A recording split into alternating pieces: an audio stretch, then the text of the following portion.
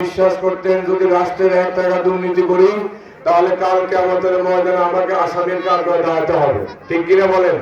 সেজন্য তারা 1 টাকা দুর্নীতি করেন নাই। আমাদের 5টি বিশ্ববিদ্যালয়ে ছাত্র শিবির বিজয় হয়েছে। 2.5 মাস 3 মাস 4 মাসের মধ্যে ছাত্রদের সমস্যার সমাধান তারা করছে কিনা? কি কারণে? আল্লাহকে ভয় করার কারণে। আল্লাহকে যদি ভয় করে তাহলে সম্পদের অভাব হয়? আল্লাহ বলছেন ওয়ালা আন্না হালাল কুরা আমানু ওয়াত্তাকাও লা ফাতাহনা আলাইহিম বারাকাতিন মিনাস সামাওয়াতি ওয়াল আরদ। তোমরা যদি ঈমান আনো, আল্লাহকে ভয় করো, তাহলে মাটির নিচে সম্পদ তোমাদের জন্য আমি বের করে দিব। আকাশ থেকে অনবরত রহমত বর্ষণ করব। আমাদের খাদ্যের জন্য, অন্নের জন্য, বস্ত্রের জন্য আপনার কাছে যেতে হবে, মোদির কাছে যেতে হবে। আল্লাহ বলছেন ওয়ামা মিন দাবাতিন ফিল আরদি ইল্লা আল্লাহ রিজকুহা। তোমাদের সৃষ্টির 1000 বছর আগে তোমাদের রিজিকের ব্যবস্থা আমি করে রেখেছি। কার কথা? রিজিকের ফয়সালা কে করে?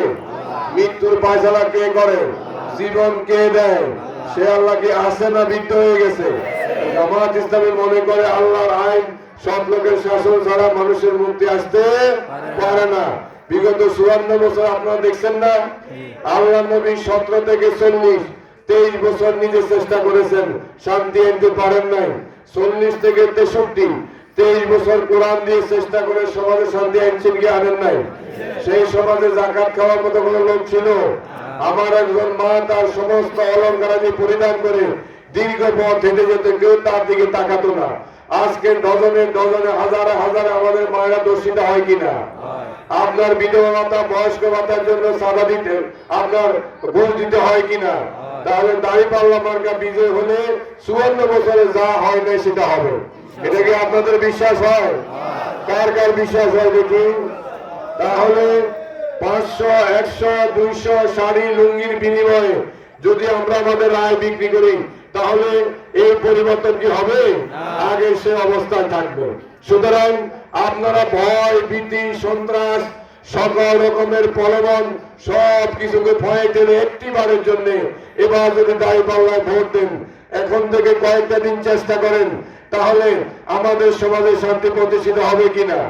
আমাদের 2 জন মন্ত্রী তো আপনাদেরকে দেখিয়ে দিয়েছেন কিভাবে দুর্নীতিমুক্ত প্রশাসন পরিচালনা করা যায়।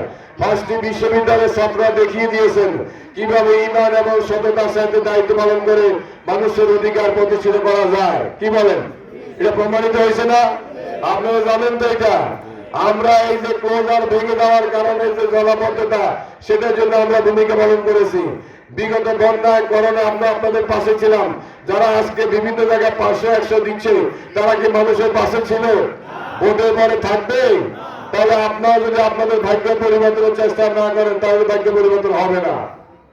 আল্লাহ বলছেন আমি ওই জাতির ভাগ্যের পরিবর্তন করি না যে জাতি তার ভাগ্যের পরিবর্তনের চেষ্টা করে না। আমরা কি আমাদের ভাগ্যের পরিবর্তন চেষ্টা করব?